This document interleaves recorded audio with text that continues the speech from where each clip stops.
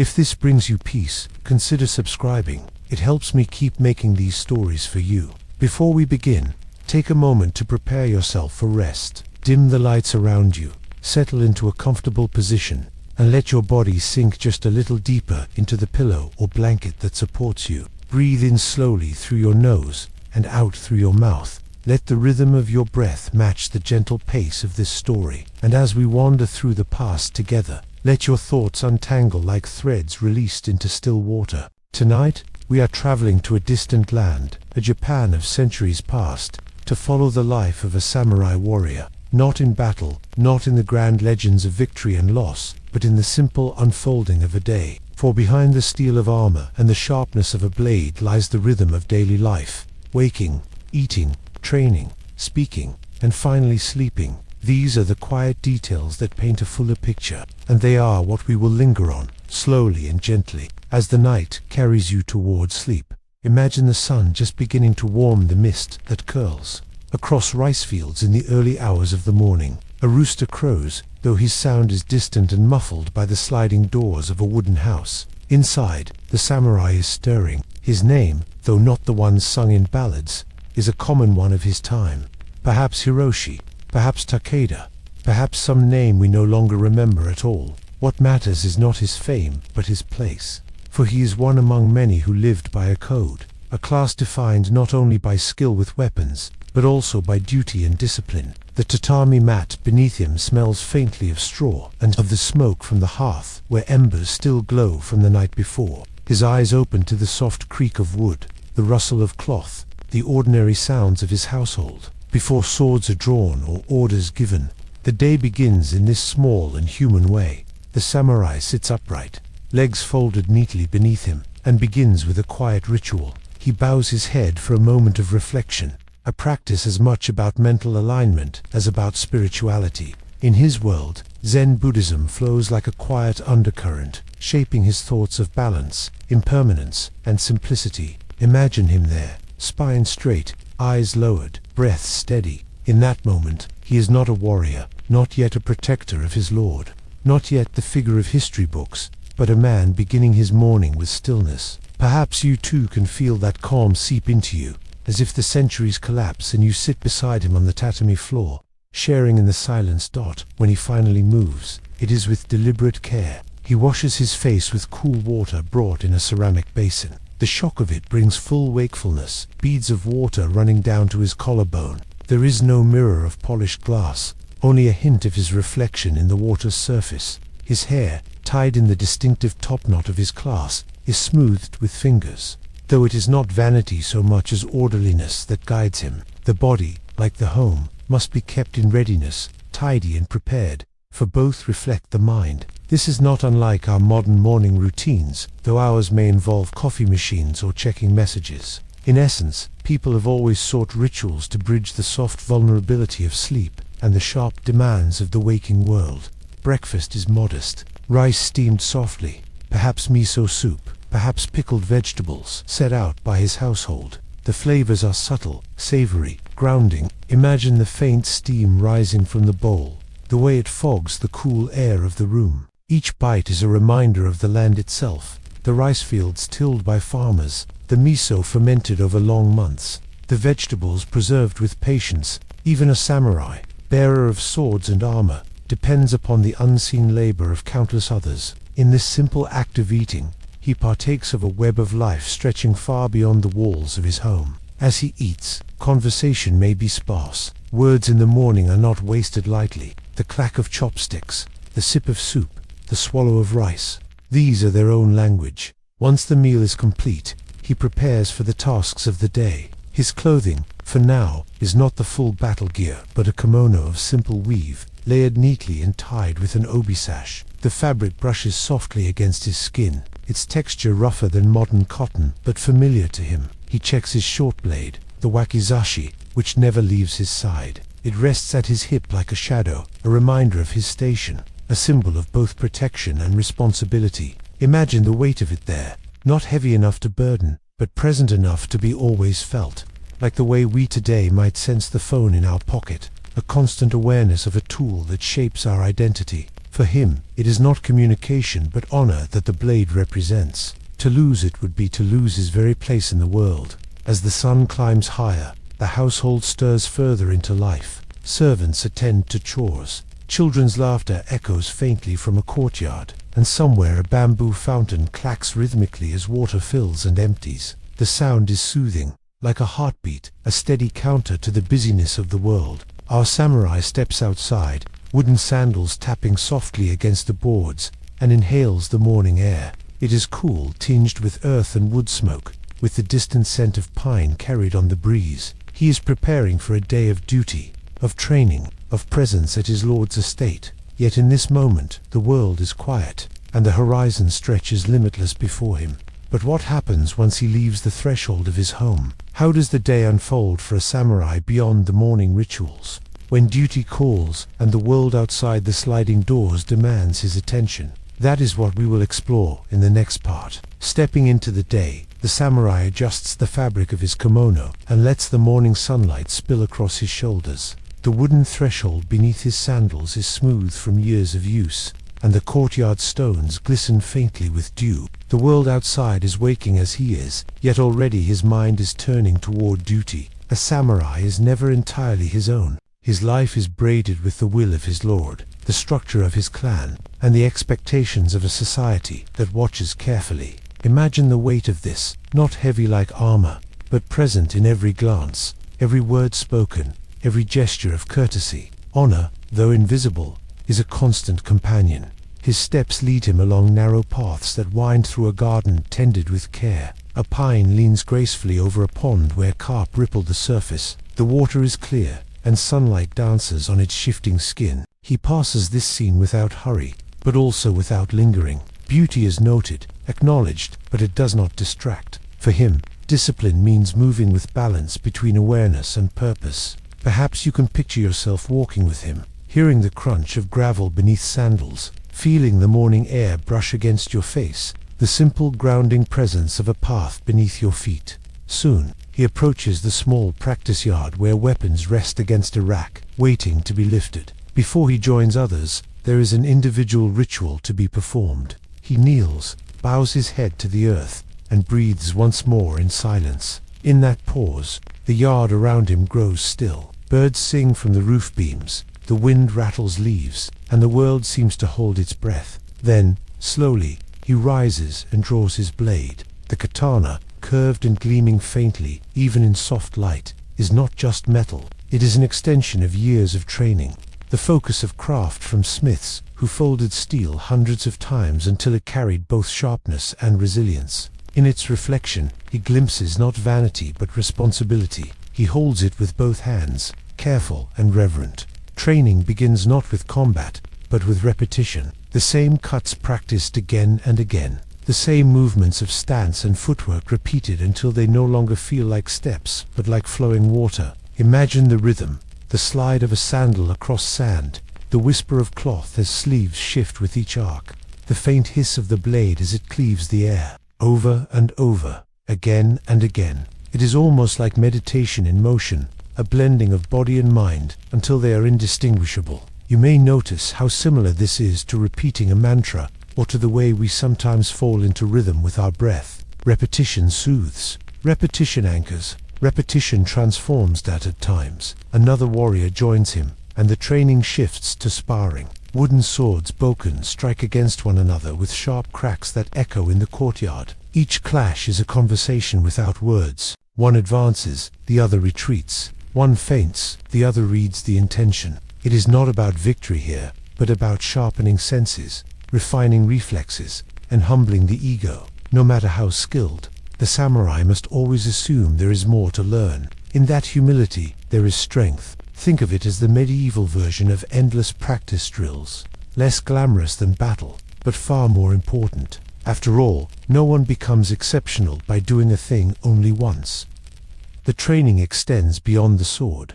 Archery too is practiced, with long bows taller than the men who hold them. The samurai steps into a stance, draws the bowstring back until it hums with tension, and releases. The arrow arcs gracefully, a blur against the sky, and thuds into the target. over and over again, each shot refining not just aim but patience. In this, archery becomes almost like painting. Each arrow is a stroke, each breath an adjustment, and the target not just a mark of wood, but a mirror for the self. The calm required to strike true is not so different from the calm you feel now, lying in bed, listening to this story. Both are lessons in stillness. By mid-morning the air is warmer, and sweat beads on his brow. The sword is returned to its sheath, the bow to its rack, the body cooled with water poured from a ladle. The muscles hum with exertion, yet the spirit feels lighter. In training, he has not only honed skills but also released restless energy. Discipline has transformed the stirring of morning into clarity. Around him, others complete their drills, the yard buzzing with quiet determination, the clang of steel, the thump of arrows, the breath of men moving in unison. It is a harmony of effort, a song without melody. When training concludes, there is time for instruction, not of the body, but of the mind. A samurai is expected to read, to write, to contemplate poetry, to study the histories of those who came before. In a shaded veranda, scrolls are unrolled, their calligraphy elegant and flowing. The characters seem to breathe across the page, ink carrying not just words, but entire worlds. A teacher, older and measured, speaks of battles long past, of strategies written by men like Sun Tzu, of verses by poets who compared the fleeting bloom of cherry blossoms to the fragility of life. The young samurai listens, not interrupting, absorbing as much from silence as from speech. Knowledge, after all, is another form of armor. One may parry with steel, but one may also parry with wit, with memory, with a calm assurance of understanding. Imagine yourself sitting beside him in this moment, the veranda cool beneath you, the faint smell of ink and paper rising in the air, the voice of the teacher slow, deliberate, as if time itself stretches around each word. Perhaps you can feel your own breath sinking with that pace, your mind settling into the rhythm of learning, not for speed, not for exam, not for deadline, but for the simple act of being present with words. This is the essence of samurai education, to cultivate mind and body in equal measure, until each supports the other, like the two halves of a bridge. Outside, the day continues. Farmers bend in the fields, merchants arrange goods in the market, children chase one another between alleys. Life hums with energy, and though the samurai may seem distant from it, he is also bound to it. His sword protects their labor, his discipline ensures their peace. His very presence stands as a thread connecting the high and the humble. Yet he too must eat again, must drink water, must pause. By noon, he will sit once more to a meal, and in that simple act we glimpse how even warriors are human, how even legends are made of ordinary hours. But what exactly did a midday meal look like for a samurai? And what conversations unfolded across the mat as rice bowls were shared and sack cups poured? That is what we'll explore in the next part. The sun has risen higher, and the air carries a different weight now. The chill of morning has given way to a soft warmth that drapes itself across rooftops and gardens. Shadows have shortened, stretching neatly beneath wooden beams and the swaying leaves of tall pines. The samurai, finished with his training and morning lessons, feels the call of a different kind of necessity, the need to eat once more, to restore the energy spent through movement and thought. Noon draws near, and with it comes the familiar rhythm of the midday meal. This, too, is a ritual, though simpler than the ceremonial banquets one might imagine from grand tales. What fills the bowl of a warrior is not excess, but balance. Picture him seated once more on the tatami floor of a clean, orderly room. A low table stands before him, lacquered, dark with age and use. The smell of steamed rice hangs in the air, comforting and grounding, joined now by the savory aroma of grilled fish. There may be pickled radish, bright in color and sharp in taste, or slices of tofu simmered gently in broth. Miso soup, always present, steams faintly, carrying with it the rich earthy scent of fermented soybean.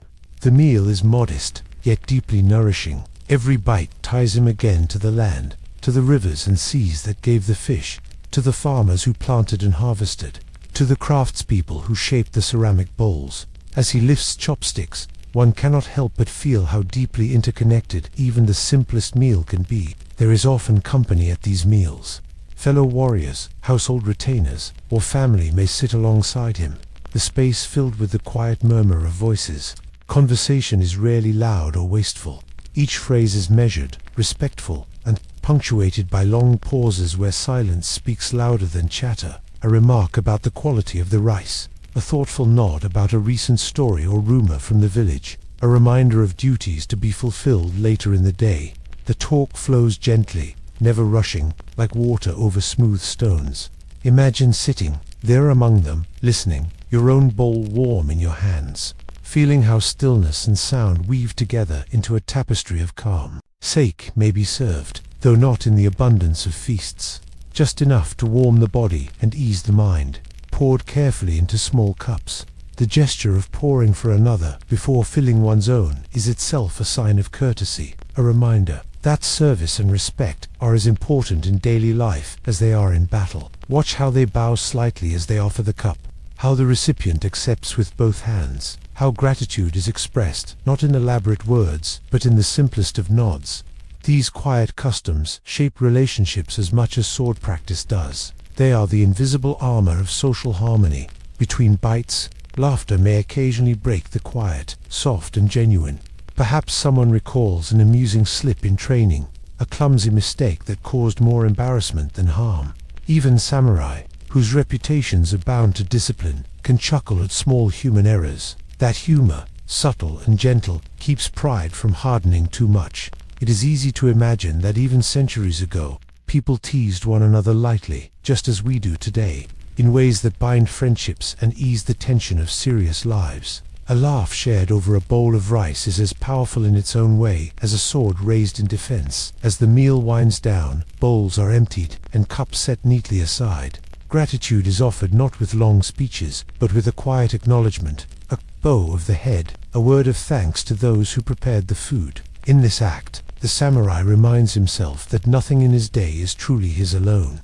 His strength comes from a community of effort, farmers, cooks, artisans, servants, all contributing their part. Even the most skilled warrior cannot live by the blade alone. It is a humbling truth, one that nestles itself gently into the heart when reflected upon. When the table is cleared, the samurai may step outside once more.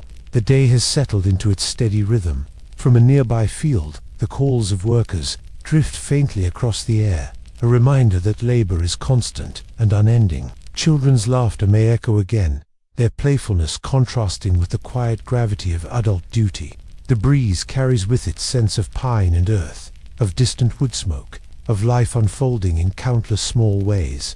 Our samurai takes these in silently. He is not one to rush or to hurry without cause. His steps are deliberate, his eyes attentive, his mind anchored to the present. Sometimes, after the midday meal, there are audiences with the lord he serves. A summons might come, carried by a messenger, inviting him to the great hall of the estate. There, in the shadow of painted screens and beneath the gaze of attendants, the samurai bows deeply, presenting himself as both servant and protector. The lord, seated formally, may give instructions regarding disputes, tax collections, or defense matters. This is not always the grand theater of war councils, but the slow, steady machinery of governance.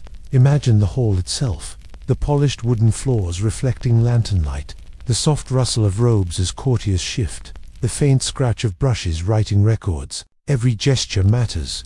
A nod, a pause, a careful phrasing of a reply. The samurai must embody restraint and clarity, just as much as he embodies strength. Other afternoons may pass in training duties, teaching younger retainers the proper forms, or patrolling lands to ensure peace. Each task, however small, contributes to the stability of the clan. This is where the romantic image of the lone warrior fades, replaced by the reality of countless hours of ordinary service. In truth, the life of a samurai was as much about administration and loyalty as it was about combat. He is, in many ways, a civil servant with a sword.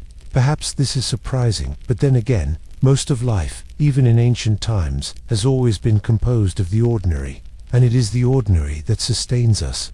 The hours after the meal are slower, more deliberate, almost meditative. The body is neither starved nor full, the mind is steady, and the world moves in a rhythm both gentle and sure. Imagine the samurai sitting quietly for a moment, watching leaves fall into the pond, watching the fish disturb the ripples, feeling how time itself stretches like silk. He may think of his ancestors, of his children if he has them, of the legacy his actions weave. These reflections are not heavy with sorrow, but light with presence, the kind of thoughts that arise when one allows stillness to enter. Yet, as afternoon deepens, another set of rituals awaits, ones tied not to food or conversation, but to the very symbols of the samurai's role, the armor, the weapons, the preparation for moments when duty may no longer be peaceful.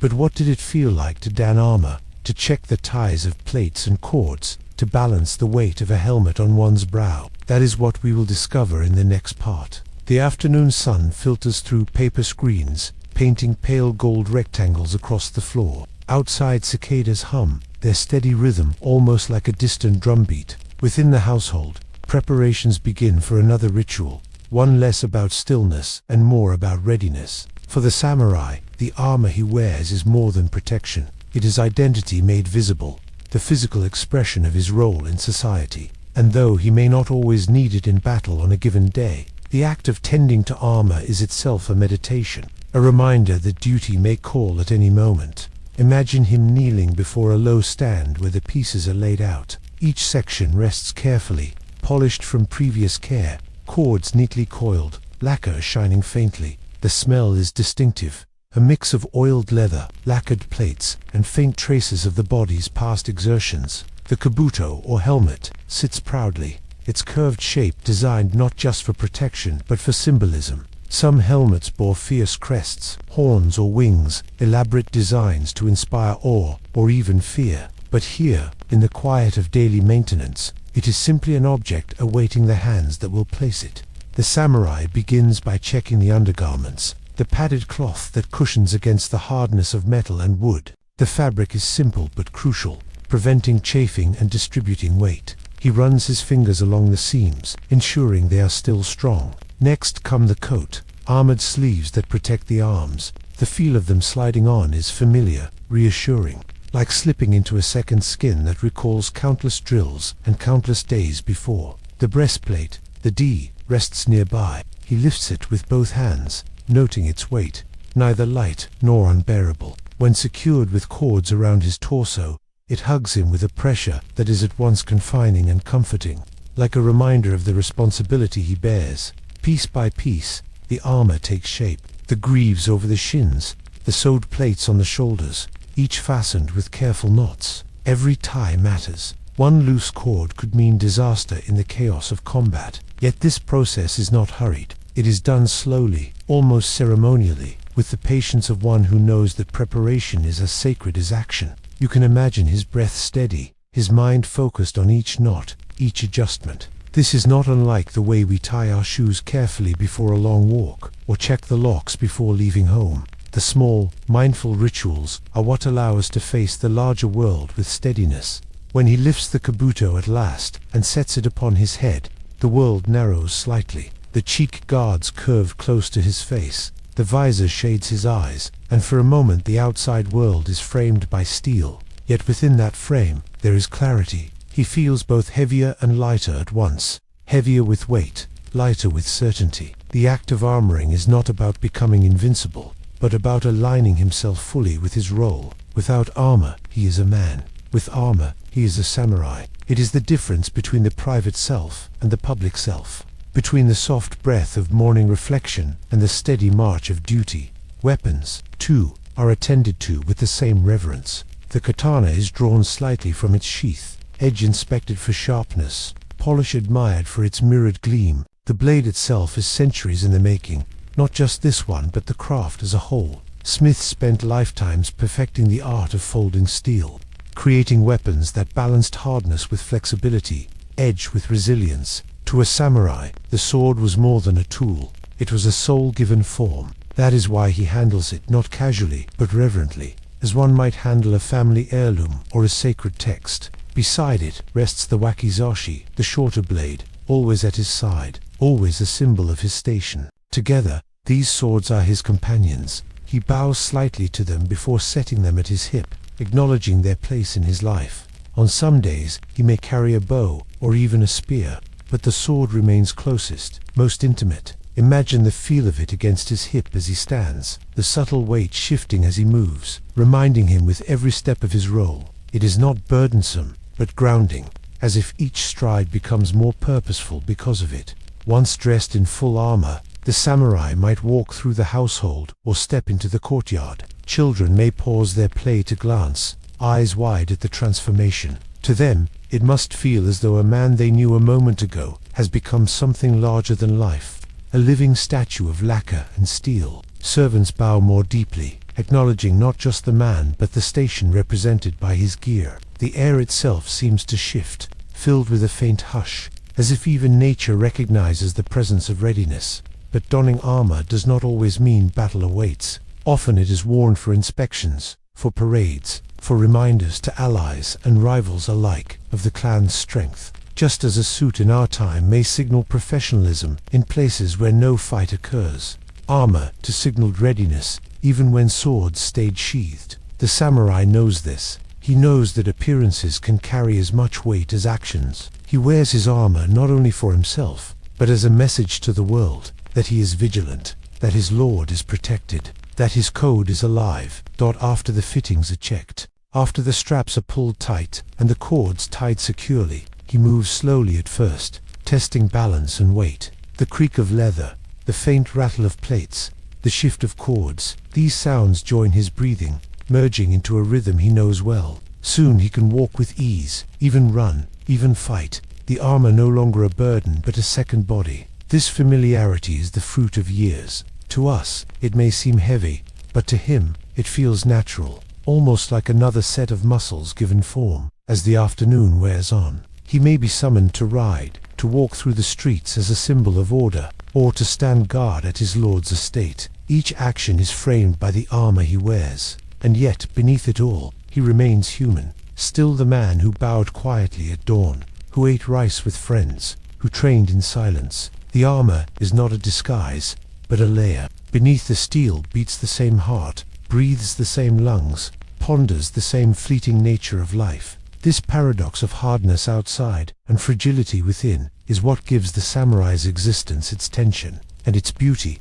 The day stretches forward, the light growing more golden, shadows lengthening once more. With his armor secured, his swords at his side, his duties ahead, he steps into the later hours. But how did evenings unfold for a samurai, when the sun dipped low and the weight of the day gave way to the quieter rituals of dusk? That is where we shall go in the next part. The sun has begun its slow descent, casting long shadows that stretch across gardens and fields. The air carries a softer tone now, the heat of the afternoon fading into something cooler, gentler, almost wistful. For the samurai, the later hours of the day are different from the morning's training or the midday's duties. They are quieter, more reflective, yet still bound by rhythm and responsibility. Evening does not mean idleness, but it does invite a different pace, one that blends duty with contemplation. Imagine him returning from a patrol or from the presence of his lord, his armor still on, the lacquered plates catching the warm glow of the sun. The clang and creak of each movement is familiar, but as he steps inside the gates of his household, there is relief in the thought of loosening ties, of setting aside the weight of steel. Just as you might sigh with ease when you take off your shoes at the end of a long day, he too feels that shift. The armor is carefully removed piece by piece, cords untied, plates stacked, helmet lifted and set on its stand. The body feels suddenly lighter, almost as if floating. His shoulders relax, his breath deepens, and the man beneath the warrior's shell emerges once more. The evening meal begins its preparation as the last light slants through the sliding doors. The smells of rice and broth drift from the kitchen, mingling with the earthy scent of tatami and the faint aroma of the garden outside. By now, the household gathers again, each person returning from their own tasks. The table is set simply, but with care. Lanterns are lit, their soft glow illuminating bowls and chopsticks, and the room fills with a gentle warmth. Dinner often resembles lunch in its ingredients: rice, miso, vegetables, fish, but the flavors feel deeper in the evening, as though the body craves a final anchoring before night. Perhaps there is grilled eel, its rich aroma filling the air, or a light broth that soothes the stomach. The samurai takes his place, his posture straight, but his spirit easing. the company around him shaping the meal as much as the food itself. Conversations drift more freely in the evening. The business of the day has passed, and the weight of tasks has lessened. Stories are shared, sometimes of events beyond the village, sometimes of memories from childhood or tales passed down. The voices are calm, never rushed. Laughter might surface again, soft and low, blending with the clinking of cups as sake is poured in moderation. Imagine sitting there, the lantern light glowing warmly against faces, the taste of rice sweet and simple on the tongue, the feeling of belonging to a circle of calm voices. Even if you are only listening, even if you never speak, the atmosphere itself nourishes. When the meal ends, gratitude is once again expressed, often with the same bow of the head or quiet word as before. But unlike the hurried mornings or the structured afternoons, evenings stretch more loosely. The samurai may step outside into the garden, the air cooler now, the sky painted with streaks of orange fading into purple. Fireflies may glimmer if the season allows, tiny sparks floating through the dimness. The sound of water trickling in a bamboo fountain punctuates the hush, while the chirp of crickets adds a rhythm of its own. It is here, in the stillness of twilight, that reflection deepens. The samurai thinks of the impermanence of life, a concept rooted in the Zen philosophy that underpins his worldview. Just as the cherry blossoms bloom brightly and fall swiftly, so too does each day, each moment. Evening is the reminder that all things pass, even light itself. He may take up a brush and unroll a scroll, dipping the bristles into ink and writing a poem. These verses are not meant for fame, not always even for others to read, but as a way of giving shape to fleeting thought. The strokes are deliberate, slow, graceful, a haiku about the moon rising, a tonka about the sound of wind in pine needles. Poetry for the samurai is not decoration, but a way to practice awareness, to remind himself that strength without sensitivity is hollow. Imagine watching the ink seep into the fibers of the paper, the characters forming like small rivers that flow with meaning. There is something calming even for us, centuries later, in picturing this act, the simple creation of words as a lantern for the mind. Other times, he may listen to music. A biwa, a lute-like instrument, might be played by someone in the household, its notes plucked gently, vibrating through the wooden beams. The sound is mellow, echoing slightly, carrying both sorrow and beauty. Or perhaps a flute is played, its high, clear notes rising into the night air, like smoke from a lantern. These sounds are not background, not mere entertainment, but an offering to the quiet itself. They draw the heart into reflection, into calm, and in the hush of evening, the samurai listens with eyes half closed, his breath slowing, his body unwinding from the tensions of the day. Sometimes he visits the shrine within the estate,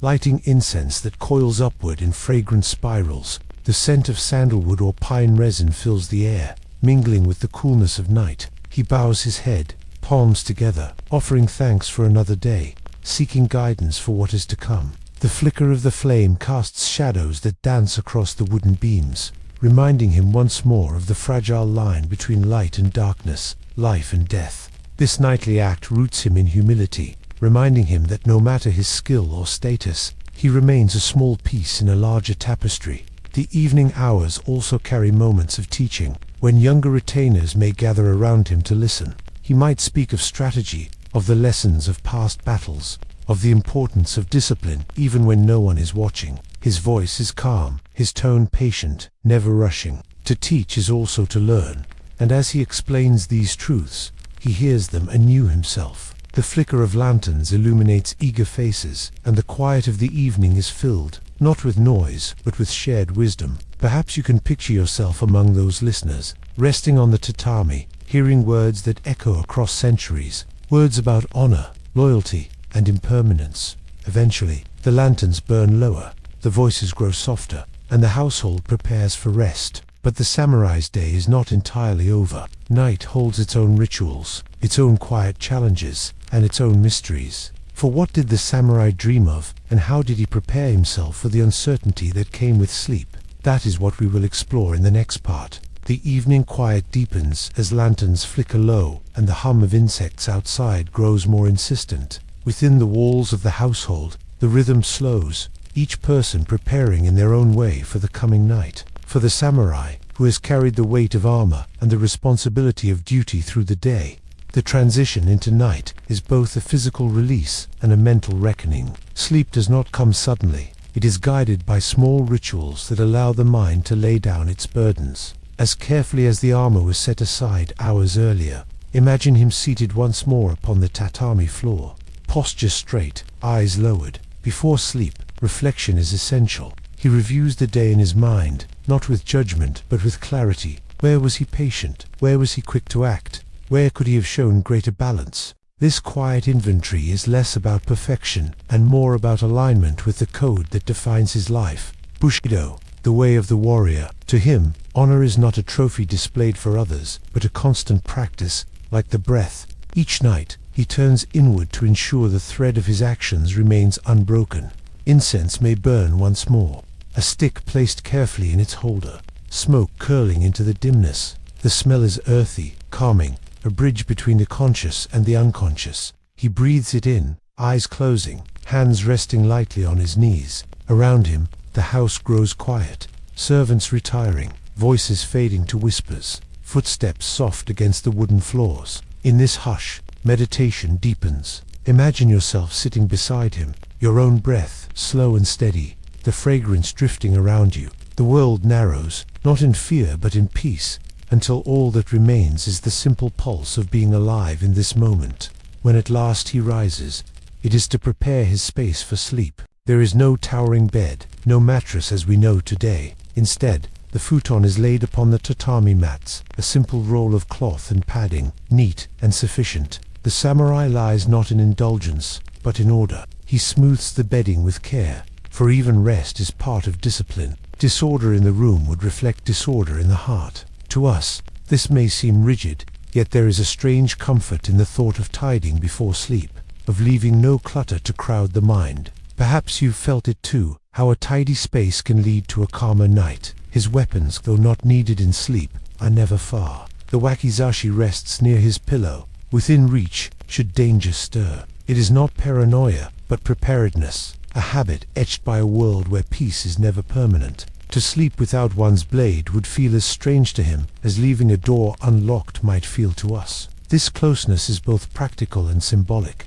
the reminder that even in slumber, duty is never fully set aside. Yet the presence of the blade does not disturb his rest. On the contrary, it allows him to sink into it more deeply, knowing he is ready if needed. As he lies down, the sounds of night weave themselves into his awareness. The chorus of crickets, the rustle of bamboo in the breeze, the creak of wooden beams as the house shifts with temperature. These sounds are not distractions, but companions, as familiar to him as the glow of lanterns or the smell of tatami. Imagine lying there too, your body heavy with relaxation, listening to the same symphony of natural sounds, the same hum of life that has filled nights for centuries. The darkness outside is complete, yet far from empty. It is alive with small presences, each carrying on its own rhythm unseen. Sleep itself comes gently. Dreams, in his world, are not dismissed as idle images. They are sometimes seen as messages, omens, or mirrors of the self. The samurai may dream of battlefields long past, or of cherry blossoms falling endlessly, or of rivers whose currents cannot be resisted. Upon waking, he may reflect on these visions, considering whether they carry meaning. But in the moment of dreaming, he surrenders, allowing the subconscious to wander where the waking mind cannot. And in that surrender, there is healing. The body repairs, the spirit renews, and the warrior becomes, once more, simply human. It is worth imagining what he might have felt, drifting into that twilight state. Perhaps he thought of his family, of children sleeping nearby, their breaths soft and steady. Perhaps he thought of comrades, of battles where the outcome was uncertain, and felt a surge of gratitude for another day of life. Perhaps he thought of nothing at all, letting the mind dissolve into quiet like ink dispersing in water. Whatever the thoughts, they softened, faded, and slipped away, replaced by the slow rhythm of sleep. In this way, the day of a samurai closes not with the clash of swords, not with dramatic proclamations, but with quiet, disciplined peace. Each day is a circle, beginning in reflection and ending in reflection, bound together by food, training, duty, and rest. What makes it beautiful is not the extraordinary, but the way the ordinary is lived with care, attention, and meaning. That is the essence of their way, not only to fight with honor, but to live with it, moment by moment, even in the stillness of sleep. Yet the samurai's world was not only about personal ritual. Surrounding his life were stories, myths, and legends that shaped how he saw himself and how others saw him. In the tales whispered at night, by firelight, or in quiet halls, warriors became heroes, villains, ghosts, and symbols. But what were those stories, and how did they weave into the fabric of daily life? That is where we will journey in the next part. The night has settled in, yet in the stillness of the household, another kind of life stirs the life of stories. For the samurai, as for all people across history, tales were more than entertainment. They were teaching tools, warnings, comforts, and echoes of the values that defined a community. Imagine a room dimly lit by lanterns, the faint scent of smoke in the air, and a small group gathered together after the duties of the day have passed. Here, words flow as easily as tea, carrying listeners into realms of memory and myth. One of the most enduring stories told among warriors was not of triumph, but of loyalty. The tale of the 47 Ronin, for example, lived in the collective imagination. Though the event itself came later in time, its spirit existed in countless variations. A lord wronged, loyal retainers who bided their time, and an act of sacrifice that proved devotion beyond death. To hear such a story was to be reminded that loyalty outweighed survival, that the bond between lord and vassal was sacred. These tales were not recited as bedtime fairy tales, but as moral mirrors. As the samurai listened, he heard echoes of his own choices, his own duties, and the possible weight of his future. But not all stories were grave. Some told of trickster spirits, like the kitsune foxes who could shapeshift into human form and deceive with charm or mischief. Imagine the samurai listening to a tale of a fox who took the form of a beautiful woman, fooling men until dawn revealed her tale. Laughter might ripple through the group, yet behind the laughter lay caution. The world is not always as it seems, and one must remain vigilant. Even in the stillness of night, lessons slipped quietly into the heart. Disguised as amusement, ghost stories too had their place. Yurei, spirits of those who had died with strong emotions, were said to wander in search of resolution. A wronged woman, a betrayed warrior, a soul denied peace. These tales, whispered in hushed voices as lanterns flickered low, reminded listeners of the thin veil between life and death. For a samurai who faced mortality daily, these stories were not idle scares. They were reminders of the weight of one's actions. To betray, to dishonor, was not only a worldly mistake, but could echo into the afterlife, binding souls in suffering. Imagine the shiver that might run through the room, even among disciplined warriors. As the thought sank in, what we do now follows us even when we are gone. Poetry often wove itself into storytelling, brief verses punctuating longer tales. A haiku might be recited to capture a mood, the sound of rain on armor, the fleeting beauty of blossoms, the solitude of a mountain path. These small poems, only a few lines, carried weight far greater than their brevity suggested. To a samurai, who lived with constant awareness of impermanence, such verses were like distilled truths. The bloom, the fall, the cycle, all of life held in 17 syllables. Imagine a warrior, calloused hands folded, listening intently to such a verse and nodding silently, as though reminded of something he already knew deep within. And then there were the great epics, the Hike Monogatari chronicling battles and betrayals of past generations, the rise and fall of clans, the bravery of generals, the sorrow of defeat. These tales were history wrapped in drama, told in tones that stirred the spirit. To hear them was not only to be entertained, but to be anchored in lineage, to know that one's life was part of a longer thread, stretching back through centuries. The famous opening lines spoke of the impermanence of glory, likening human power to the fading sound of a temple bell. Imagine that sound resonating in the mind of the samurai, a constant reminder that no matter how great his lord's power, no matter how bright his own achievements, all would eventually fade into silence. At times, a storyteller would add humor, weaving in the antics of ordinary townsfolk, merchants with clever schemes, or monks with questionable appetites. These lighter tales balanced the gravity of warrior codes with the reminder that laughter, too,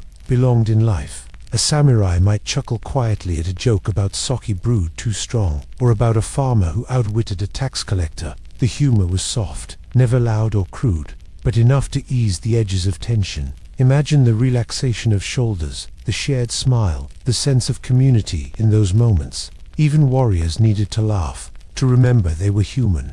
Children, if present, would lean closer, eyes wide, caught between fear and delight. Their imaginations carried them deeper into the stories, every detail magnified. The samurai himself, though older and trained in discipline, allowed his mind to drift as well. Perhaps he pictured the fox spirit darting through the forest, or the ghostly figure shimmering in the night, or the sound of temple bells fading into stillness. These images would weave themselves into dreams later, blending with his own memories until myth and reality became inseparable. For in many ways, they were. Stories shape perception, and perception shapes life. As the tales concluded, the group would bow their heads, some in thanks, some in silent reflection. The storyteller might sip tea, throat dry from words, and the listeners would slowly disperse into the quiet halls. The samurai would carry the echoes of the stories with him, like embers glowing faintly within. They were not distractions but nourishment, feeding the mind just as rice fed the body. The lessons of loyalty, the warnings of spirits, the laughter of tricksters, all were part of his education, just as important as sword drills or political duties. And so the night deepened, silence returning to the household. But the world outside was never entirely silent. Owls called from distant trees, foxes padded through fields, the wind shifted bamboo leaves, and in the heart of the samurai, there remained a question. How do the unseen forces, spirits, omens, dreams, shape the choices of the living? In the next part, we will explore how superstition, ritual, and unseen beliefs guided the samurai's actions as surely as any law or command. The samurai's world was not only built upon swords, armor, and codes of duty. Beneath those tangible things, woven into the fabric of every action, were threads of belief. To live as a warrior was to live in constant conversation with the unseen, with spirits, with omens, with gods and ancestors. Imagine, for a moment, that you are with him as he steps into the courtyard just before dawn or after dusk, pausing to bow toward the small shrine that rests beneath a pine tree. The gesture is simple, the bow low, the clapping of hands soft, yet the meaning carries weight. For the samurai, the unseen world was never far away. It was as close as his own shadow. Shinto, the way of the kami, shaped much of this daily awareness. Kami were not distant deities, but spirits, alive in nature itself, in the rustling of leaves, in the shimmer of a stream, in the sturdy trunk of an ancient cedar. To honor them was to honor the world as it was. The samurai, standing in silence, would have felt that presence in the morning mist, in the cry of a bird overhead. Before training, before duty, a brief offering of rice or incense might be placed at the household shrine. This was not grand ceremony, but daily rhythm, like washing one's face or eating breakfast. To neglect it would feel unbalanced, as though stepping into the day with untied sandals. Buddhism, too, shaped his thoughts. The idea that life is fleeting, impermanent, like the falling of blossoms, lived at the core of his awareness. He knew death was never far, not as an abstract concept, but as a real possibility in every patrol, every command. Yet rather than fear, this belief gave clarity. To know that life is temporary is to live more fully in the moment. The samurai might recite a short sutra in the evening, or listen to the chanting of monks at a nearby temple. The sound of those chants, low and resonant, carried across valleys like the hum of the earth itself. Imagine lying in bed, hearing that sound drift into your room, steady, calming, reminding you that all things rise and fall, and that peace lies in acceptance. Superstition threaded itself between these practices like vines climbing a wall. The direction of travel mattered. To begin a journey on an unlucky day could invite disaster. The cries of certain birds were watched carefully. An owl's call at the wrong time could stir unease, while the sudden flight of crows might be read as a warning. Even dreams, as we touched on before, were not dismissed. A dream of fire might signify change. A dream of water, cleansing or rebirth. Before a campaign or a duel, a samurai might consult a priest or monk, seeking guidance through rituals that attempted to bend, or at least interpret fate. You can imagine him kneeling before a figure in robes, incense thick in the air, listening intently to words that blurred the line between prophecy and advice. Talismans were common companions. Small charms blessed by shrines might be tucked into the folds of clothing or carried in pouches. Some were meant to bring protection in battle, others to ensure health, others to guard against malevolent spirits. For a samurai, these charms were not childish trinkets, but serious anchors. Just as his armor shielded his body, these offerings shielded his spirit. It is not so different, perhaps, from someone today carrying a lucky coin, a family heirloom, or a photo tucked in a wallet. The object itself is simple, but the belief it carries transforms it into something powerful. There were rituals for purification as well. Water was central to this, washing hands and rinsing the mouth before entering shrines, or sometimes pouring water over the body to cleanse not only dirt but spiritual residue. The sensation of cold water striking the skin was a reminder of clarity, of freshness, of beginning anew. Imagine the samurai standing under a small stream, water rushing over his shoulders, breath sharp in the coolness, eyes closed in acceptance. In that moment, he is not just washing away dust, but aligning himself once more with the balance he seeks. Superstitions touched the battlefield, too. The arrangement of troops, the choice of banners, the timing of an attack, all could be influenced by omens. A general might delay a march if the stars seemed misaligned, or adjust his plan if a shrine visit gave warning. Though strategy and skill mattered deeply, few would risk ignoring signs from the unseen. For the samurai, courage did not mean defying the supernatural, but moving in harmony with it. To fight against omens was arrogance. To heed them was wisdom. Even within the household, small rituals shaped comfort. Placing shoes neatly, aligning objects carefully, bowing before stepping into rooms of importance. All these carried meaning beyond mere manners. Disorder could invite misfortune. Order kept the flow of energy clean. Imagine the calm of a space where everything is placed with intention, where no corner is cluttered, where the air feels light because respect has been woven into the very arrangement of things. The samurai lived in such awareness, and in it found both grounding and protection.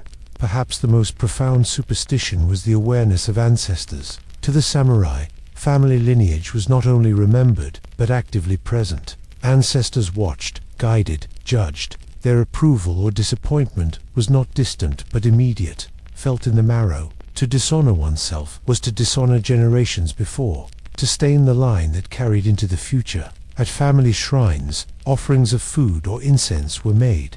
Conversations with the departed whispered, as though the thin veil between life and death could be lifted for a moment. Imagine kneeling before such a shrine, the smoke curling upward, the silence thick with presence, feeling as though unseen eyes rest gently upon you. There is both comfort and pressure in such awareness, a reminder that one's life is never lived alone. And so, the samurai walked each day, not only with the weight of armor and weapons, but with the invisible weight of belief. Every step was measured, every decision considered against the tapestry of omens and rituals. To us, it might seem constraining, but to him, it was balance. Just as we might glance at the weather before leaving home, he glanced at the universe itself, searching for harmony before action. It was a world where the natural and supernatural overlapped, where every bird call, every dream, every ritual was part of a conversation between human and unseen forces. But how did these beliefs shape the way samurai related to others, to family, to comrades, to the wider community that depended on them?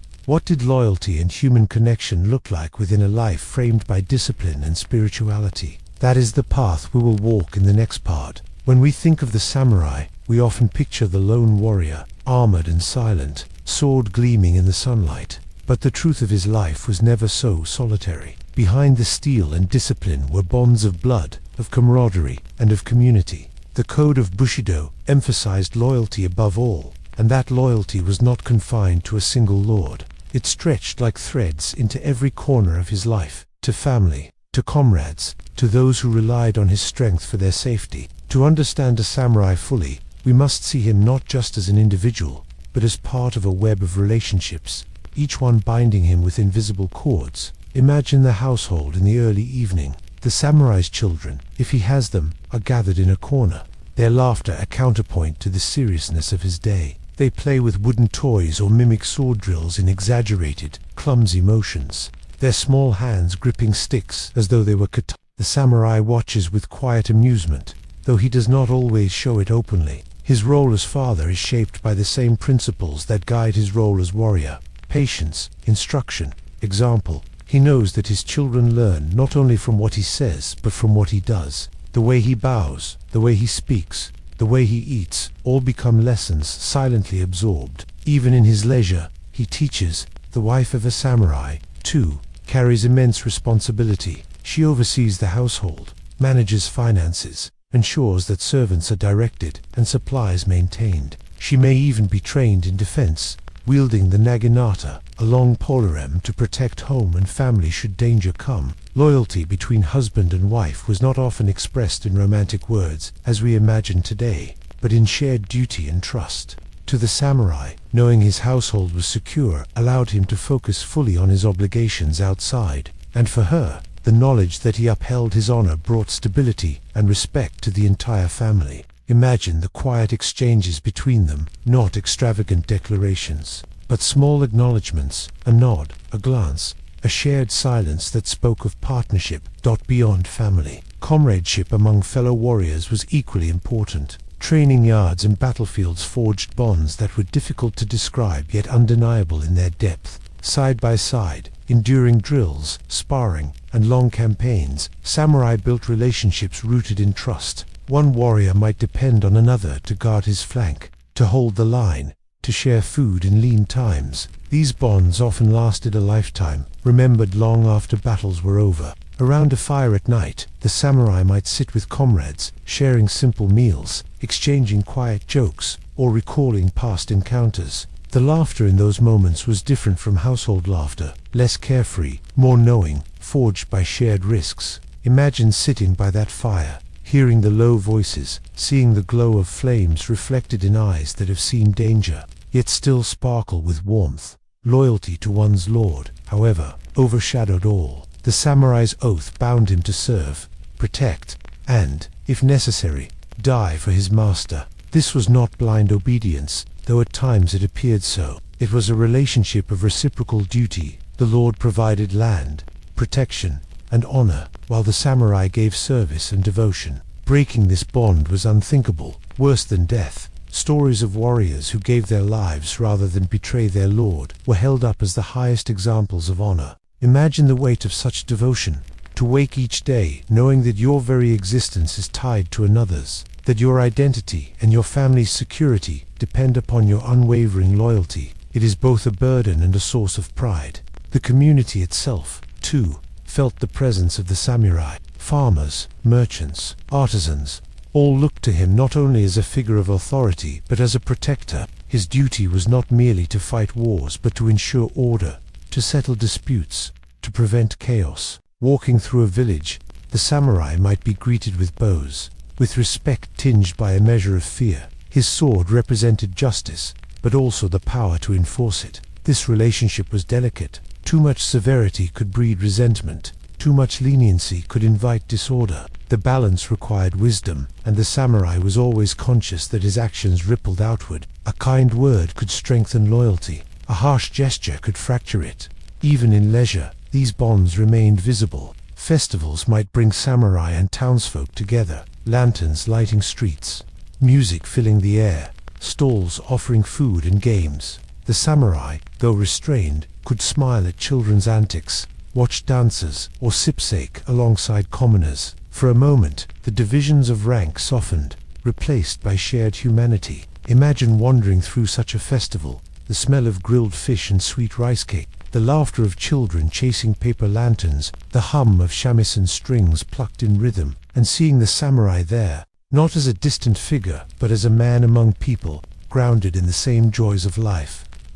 There was also loyalty to ancestors, an invisible relationship stretching backward through time. The samurai honored those who came before, visiting graves, offering incense, and speaking prayers. He saw himself as one link in a chain, responsible not only to the living but to the dead, and the yet to be. To dishonor his name was to dishonor them all. To uphold it was to give pride to generations. This sense of lineage guided every choice, reminding him that his life was more than his own. Imagine standing with him at a gravesite, incense smoke rising in spirals, silence heavy with reverence. In that moment, the presence of family past and future feels almost tangible, a weight both solemn and comforting. In all these bonds with family, with comrades, with lord, with community, with ancestors. Loyalty was the thread. It wove together the samurai's world, holding it steady against the pull of chaos. It gave him identity, purpose, and belonging. Without it,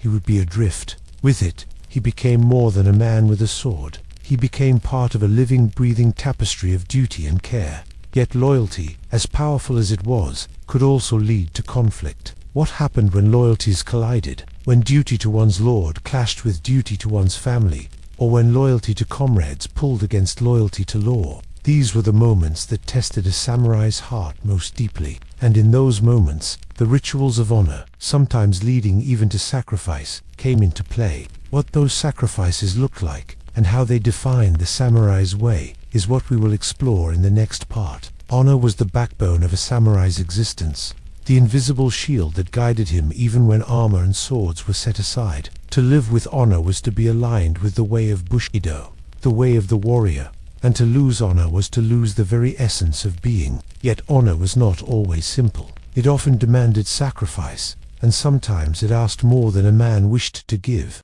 In these moments, the true weight of the samurai's code became clear. Imagine the samurai seated in a quiet room, perhaps summoned by his lord, or faced with a choice that cannot be avoided. His posture is straight, his face calm, yet beneath that surface there is a storm of thought. Loyalty pulls him in one direction, family in another, survival in yet another. The world rarely presents clean paths, yet his code insists upon clarity. One must act in line with duty, even if the cost is life itself. This is what sets him apart, what makes him more than a soldier. He is not only trained to fight, but trained to die well if required. It is a thought that sounds heavy to us, yet to him it was as ordinary as sunrise. The most extreme expression of this code was seppuku, ritual suicide, performed when honor could not be preserved by living. It was not a decision taken lightly, nor one glorified as we sometimes imagine. Rather, it was the final act of responsibility, a way to leave the world with dignity instead of disgrace. Imagine the room prepared for such a ritual. Tatami mats swept clean, a white robe laid out, incense burning faintly. Witnesses gather, solemn and silent, their faces steady though their hearts may be shaken. The samurai kneels in the center, calm as he has been taught to be, hands resting before him. To those present, it is not a spectacle but a sacred act, one that reaffirms the seriousness of the code by which they all live. Yet sacrifice was not always so final. Smaller sacrifices defined daily life, setting aside personal comfort for the needs of one's lord, giving up family time to serve on distant patrols, accepting hunger on long campaigns so others could eat. These sacrifices rarely made their way into stories, but they shaped the reality of a warrior's world. Imagine the samurai eating less than he might wish so that his servants could have enough, or staying awake through the night to ensure a household's safety, even when his body longed for rest. Honor meant putting duty before self in countless small, unseen ways. Conflicts of loyalty were the most painful sacrifices of all. Imagine a samurai whose lord orders him to punish a village, yet whose heart knows the villagers are innocent. His loyalty to his lord demands obedience, but his loyalty to justice pulls him in another direction. These were not rare dilemmas. 4 lords were human, flawed, capable of cruelty as much as kindness. The samurai's heart would ache in such moments, torn between obedience and conscience. Some chose to follow orders, sacrificing their own peace for loyalty. Others chose to defy, sacrificing their lives for justice. Neither choice was easy. Both carried weight, and in either case, the act became a story remembered by others, held up as an example, debated, retold, and absorbed into the living code. Sometimes sacrifice was bound not to death but to silence. Secrets entrusted to a samurai could not be shared, even if keeping them meant personal loss. Imagine the burden of knowing something that could protect family, but must remain hidden to protect one's lord. The silence itself becomes a kind of sacrifice, a sword turned inward. Honor, in such cases, meant carrying weight, without complaint, without recognition, for the sake of a greater order. It was a quieter form of courage, one we often overlook when imagining warriors as only men of action. It is important to remember that sacrifice did not mean misery. To the samurai, living within the bounds of honor gave life shape and meaning. Without it, even the most comfortable existence would feel hollow. There was pride in sacrifice, a sense that to give something up willingly for duty was to be strengthened, not diminished. Imagine how different this feels from our modern sense of sacrifice, which we often resist. For him, it was a path toward clarity, even serenity. The hardest choices, once made with resolve, brought a strange calm, as though the act of aligning fully with duty dissolved the inner conflict. And yet, samurai were still human. They grieved, they feared, they longed for life. To see a comrade fall in battle, to know a friend had been ordered to take his own life, to feel hunger in the field, or to leave children at home in uncertainty, these experiences hurt deeply. The code did not erase feeling. It asked instead that feeling be carried with dignity, that tears be shed quietly, that grief be borne without breaking duty. Imagine the samurai standing silently at the edge of a funeral pyre, eyes wet but posture unbent, the flames smoke curling into the night. His sacrifice is not only in the moment of action, but in the restraint, the carrying of sorrow without letting it shatter his purpose. Honor shaped even the way a samurai thought about the future. To die with honor was to leave behind a name remembered with respect, a gift to descendants, a story told with pride. To live without it was to vanish in disgrace, to leave behind only whispers of shame. The fear of dishonor was greater than the fear of death, and that truth gave the samurai a kind of fearless steadiness in battle. Imagine stepping onto a battlefield, not with the thought of survival, but with the thought that how you act will echo for centuries. That weight could crush some, but for others, it became wings. As night deepens around him, the samurai reflects on these truths. His life is not his alone. It belongs to his family, his comrades, his lord, his ancestors, and his name yet to be spoken by future generations. Sacrifice, in all its forms, is the bridge between him and them. It is what holds the world together when swords clash and when silence reigns. And in that awareness, he breathes calmly, surrendering to the discipline that has guided his every step. But what did the battlefield itself look like? And how did all of these rituals, beliefs, and sacrifices come together when the clash of steel was no longer metaphor, but reality? In the next part, we will walk into the samurai's experience of battle, not as a tale of glory, but as a lived reality of sound, smell, fear, and discipline. The battlefield was the place where all of a samurai's training, rituals, and beliefs came together in their most intense form. Yet even here, in the midst of chaos, the essence of the warrior's life was not simply about violence. It was about discipline, presence, and the delicate thread of honor woven into every strike and every breath. Imagine standing beside him now, just before the clash begins, the air heavy with anticipation. The sky may be gray with clouds, or lit by a rising sun, but for the samurai the color of the sky matters less than the weight of the moment. His armor is secured, his sword rests ready, and his breath is slow and steady, as if anchoring him against the storm about to break. The sounds of a battlefield were unlike any other. Horses snorted and stamped, their breath steaming in the cool air. Drums thundered in steady rhythms, signaling commands across the field. War cries rose, not in chaos, but in practiced unity, designed to strike both courage into allies and fear into enemies. The samurai himself remained calm. He had trained for this, not just with his sword, but with his mind. Fear, though natural, was shaped into focus. He did not think of death, but of duty. His attention narrowed to the space before him, the comrades at his side, the command of his lord. When battle began, it was a storm of sensations. Arrows whistled through the air, their wooden shafts vibrating like insects as they struck shields, armor, or earth. The clash of metal on metal rang out, sharp and resonant, like temple bells struck too hard. Dust rose, stinging eyes and throats. The smell of sweat, leather, iron, and earth mixed into a heavy, unforgettable blend. Imagine all of these impressions at once, swirling into a symphony of sound and smell. And yet within it, the samurai's mind remained steady. His sword moved not wildly, but deliberately. Each cut and block, the echo of years of practice. Combat was not endless frenzy. It was bursts of intensity followed by pauses, like waves crashing and retreating on a shore. In those moments of pause, the samurai might adjust his stance, glance toward a banner fluttering above the field, or breathe deeply to center himself again. His comrades did the same. Each knew that survival depended not only on strength but on rhythm, on conserving energy, unawareness of To lose awareness was to lose everything. Imagine him there, eyes sharp beneath the shadow of his helmet, scanning not only for threats, but for opportunities, reading the field as one might read a scroll, line by line, action by action. Horses charged past, hoofs pounding, stirring the ground into clouds. Spears lowered, blades gleamed, voices cried out. Yet, amidst all of this, the samurai's movements were fluid, practiced, like a dance. His sword did not flail but flowed, cutting precisely, defending with economy. To an outside eye, it might seem as though instinct guided him, but it was not instinct alone. It was discipline so deep that it had become second nature, a body trained to move with the clarity of thought itself. Death was everywhere, but it was not faced with panic. The samurai knew it as an old companion, one whose presence was never far. To see comrades fall, to feel the brush of an enemy's blade against armor, to stumble upon the cries of the wounded, these moments pierced the heart. Yet the code demanded steadiness. To falter was to endanger more than oneself. Imagine him stepping over fallen bodies, his breath ragged yet controlled, his blade streaked but still ready,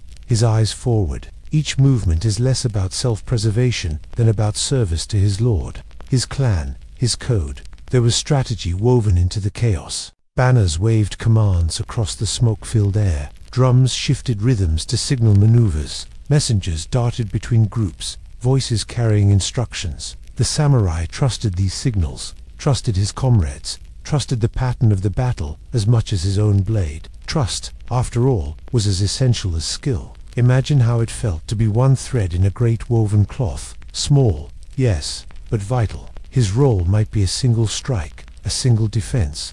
Yet together those strikes and defenses shaped the outcome of wars. The battle did not last forever. Few clashes stretched endlessly. Most surged and broke within hours. When the dust began to settle, when one side faltered and the other pressed advantage, the sounds shifted. The clash of weapons gave way to cries of retreat, to the heavy panting of exhausted men, to the moans of the wounded scattered across the field. In these moments, the samurai did not rejoice wildly. Victory, if it came, was measured and solemn. Losses were always counted, names remembered, prayers whispered. To live another day was not a cause for arrogance, but for gratitude. Imagine him kneeling briefly at the edge of the battlefield, bowing his head in silence, not only for his comrades, but even for enemies who had fought with courage. After battle, duties continued. The wounded needed care. The fallen needed burial or rites. Reports needed to be given. The samurai did not simply sheath his sword and walk away. He remained present, serving even in aftermath.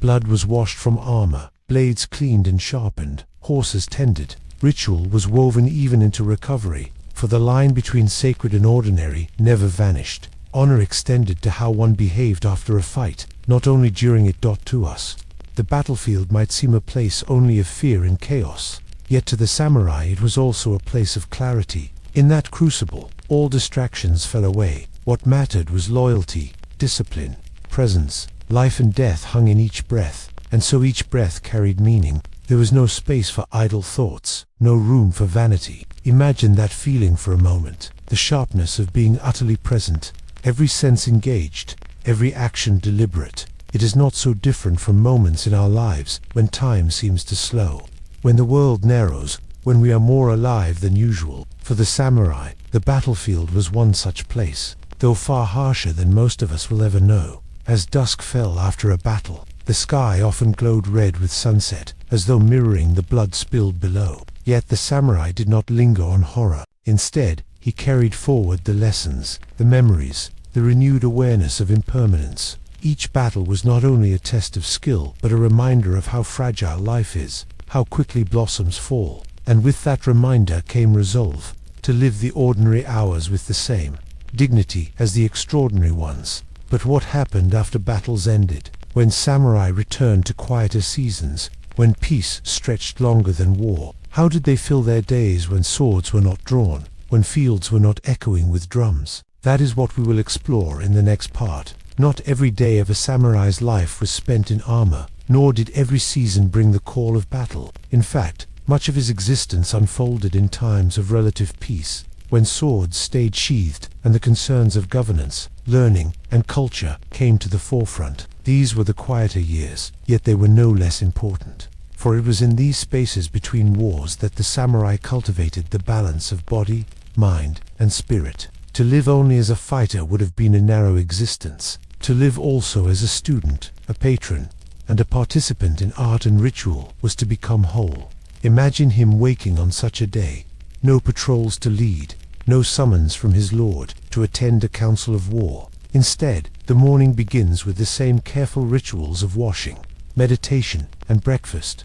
But the hours ahead stretch differently. Instead of donning armor, he dons a simple kimono, its folds neat, its fabric plain but dignified. The swords remain by his side, but they are more symbols of identity than tools he expects to draw. He steps outside into a garden where dew still clings to the moss, and the air feels soft with promise. This is not a battlefield. This is a world of stillness, of deliberate cultivation. Peace allowed the samurai to focus on education. Literacy was highly valued, and many warriors studied calligraphy, poetry, and philosophy. Imagine him unrolling a scroll, brush in hand, dipping the tip into dark ink, and drawing each character with care. The strokes are not hurried. They flow like movements of a sword, deliberate, precise, with pauses that carry as much meaning as the lines themselves. The smell of ink lingers in the air, sharp yet earthy. Each word written is not only a message but an art form, reflecting the state of the mind that created it. A restless mind produces uneven strokes. A calm mind produces harmony. In this way, writing became a mirror of discipline.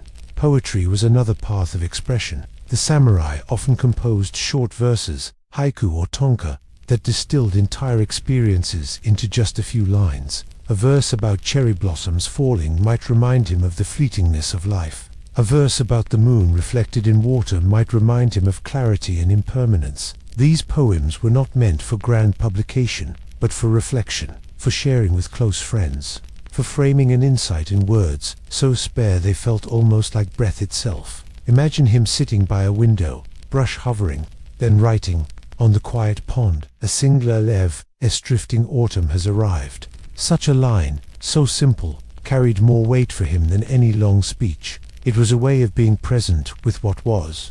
Peaceful years also brought the cultivation of gardens and tea. The tea ceremony, deeply rooted in Zen philosophy, was more than drinking a warm beverage. It was an art of presence, of respect, of creating a moment where every gesture mattered. Imagine him seated on the floor of a small tea room, the walls bare, the lights soft. The host pours hot water over powdered green tea, whisking it into a froth, then placing the bowl with deliberate grace. The samurai lifts the bowl with both hands, turns it slightly as tradition dictates, and drinks. In that simple act, he experiences humility, gratitude, and beauty. The tea is slightly bitter, but the bitterness itself is part of the lesson.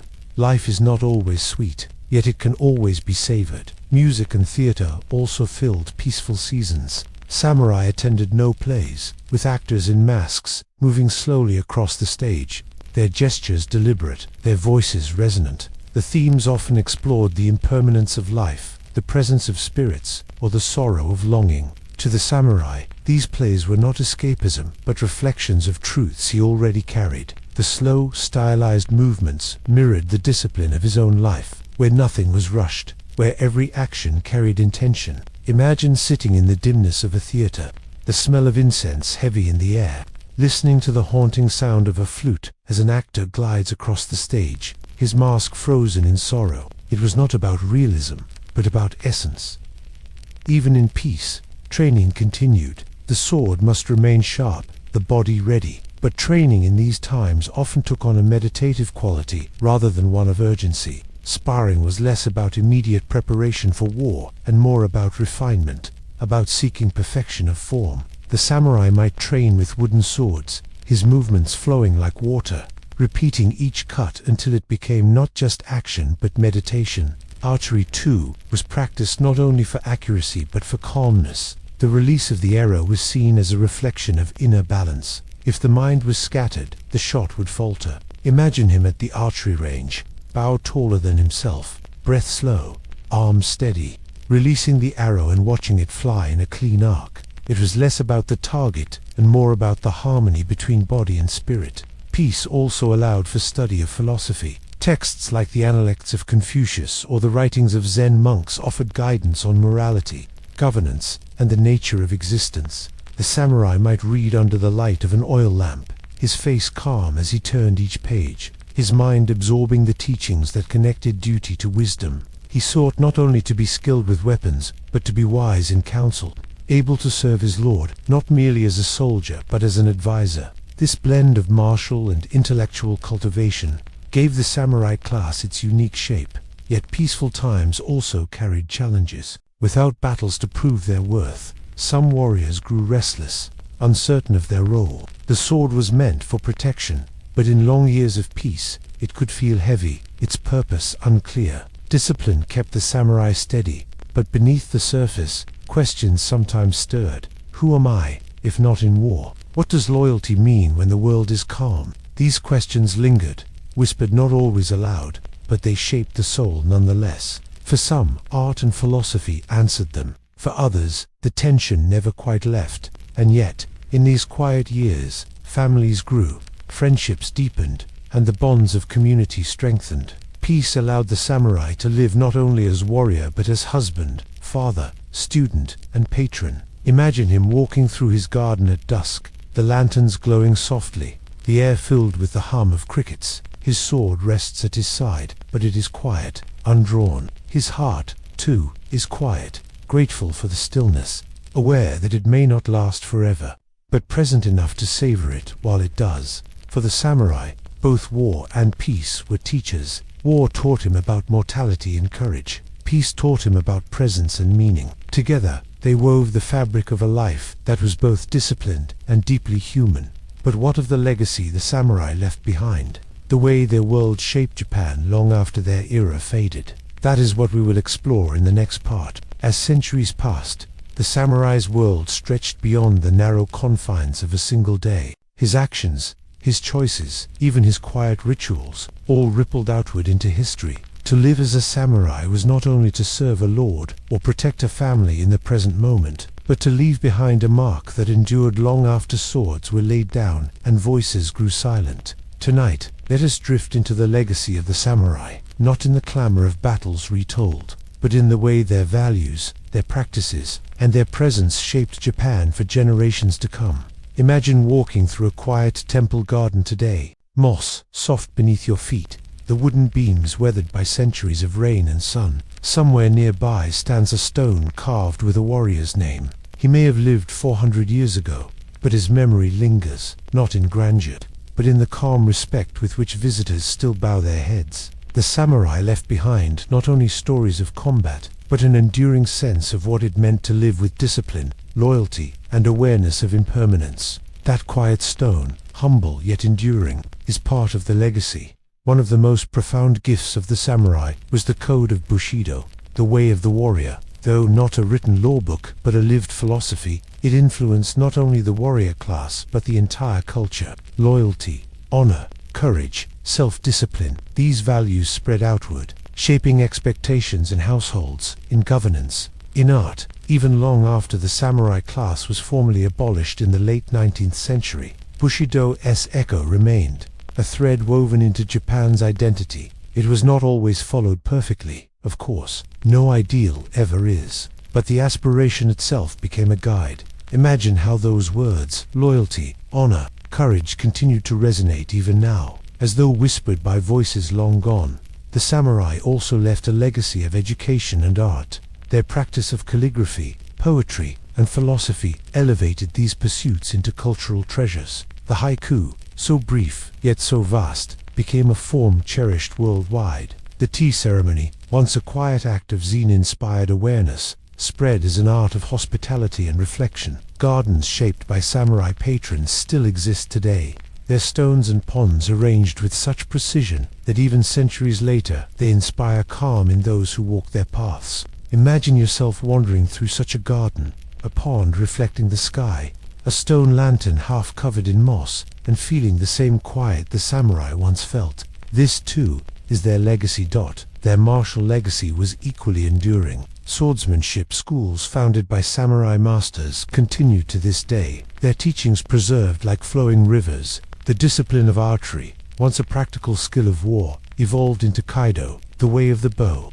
Now practiced as a form of meditation as much as sport, martial arts rooted in the samurai's techniques became foundations for modern practices such as kendo and judo. Even as the context changed, the essence remained. Movement as a path to discipline, combat as a mirror for the self. Imagine standing in a modern DJ, bamboo swords striking in rhythm, the sharp cries of students filling the hall, and knowing that each shout, each movement, carries echoes of centuries past. The samurai also shaped governance. Their presence as retainers, as enforcers of law, as administrators of land and order, created the framework for Japan's feudal system. Their service ensured stability, and their downfall centuries later marked the transition into modernity. The memory of their loyalty and sacrifice became a political symbol, invoked to inspire unity in times of change. Even in politics, their presence lingered, sometimes idealized, sometimes criticized, but always remembered.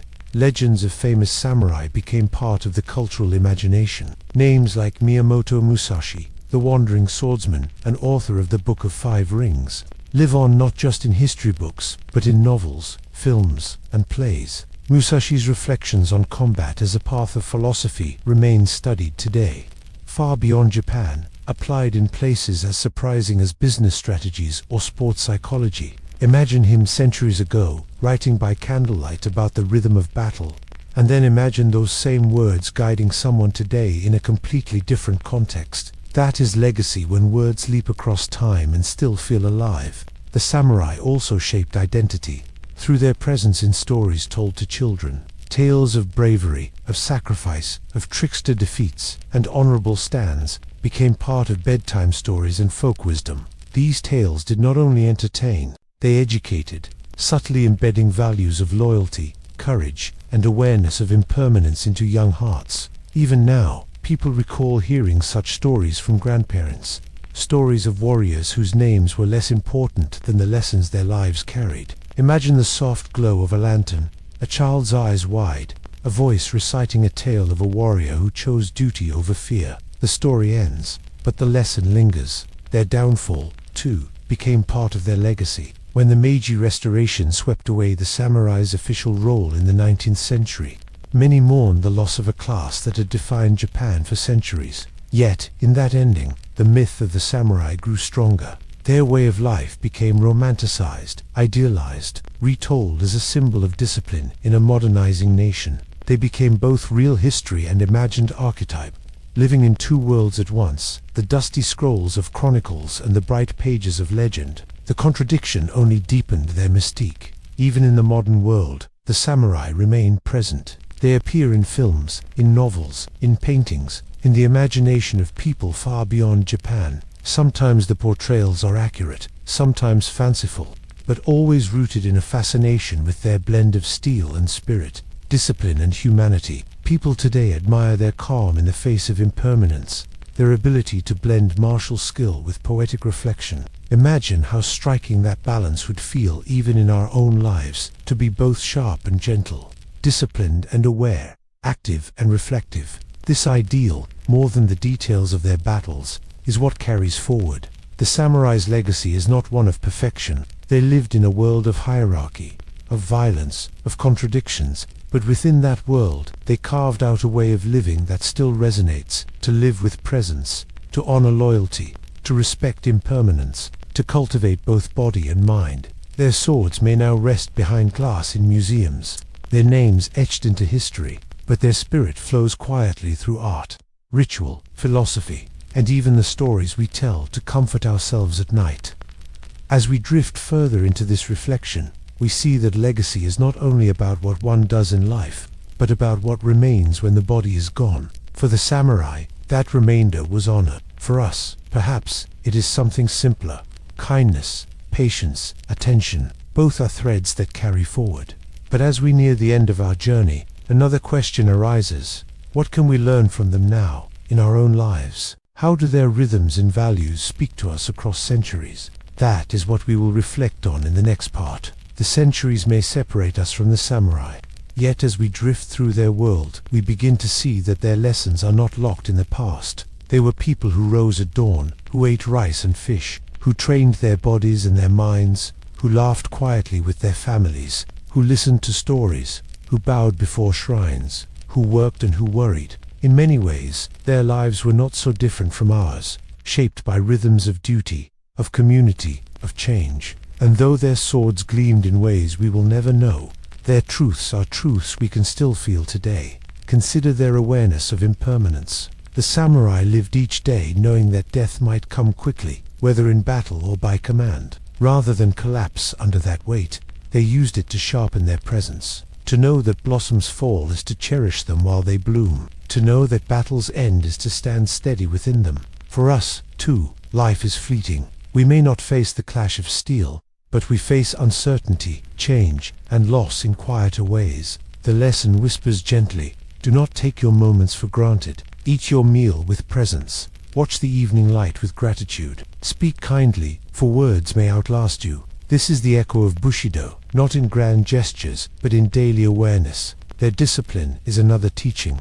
The samurai did not wake each day wondering whether they felt like training, or whether they wished to fulfill their duties. They rose and did what needed to be done. The repetition of practice shaped not only their skill with the sword, but their steadiness of spirit. In our world, where distractions pull us in countless directions, there is wisdom here. Discipline is not about rigidity, but about alignment. Imagine taking one practice in your life, perhaps breathing deeply before sleep, or tidying a small corner of your room each morning, and doing it with the same quiet intention as a samurai repeating a sword cut. Over time, that small act becomes a thread of calm woven through your days. Their loyalty offers a reminder about connection. The samurai lived not as solitary figures, but as parts of webs of responsibility to family, to comrades, to community, to ancestors. We too live in webs, though they may be less formal. Our families, our friends, our colleagues, our communities, each shapes us,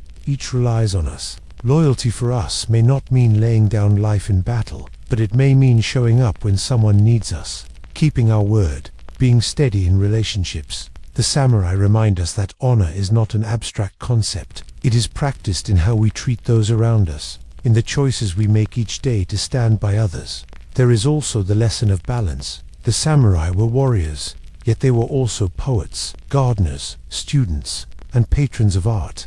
They knew that to cultivate only one side of themselves would leave them incomplete. Even as they honed their swords, they honed their calligraphy. Even as they trained for war, they drank tea in silence, savoring stillness. This balance is one we often forget, caught between work and distraction. The samurai invite us to ask, where is your balance? Do you tend both body and mind, both duty and rest, both strength and gentleness? Imagine your life as a garden. If you water only one corner, the whole will never bloom. Balance, as they lived it, was not luxury, but necessity. And perhaps most quietly of all, their humility speaks across time. For all their armor and power, samurai began and ended their days with bows of respect, to shrines, to ancestors, to one another. They were reminded constantly that they were small parts of larger tapestries. Humility today might mean remembering that we too are not alone, that our actions ripple into the lives of others,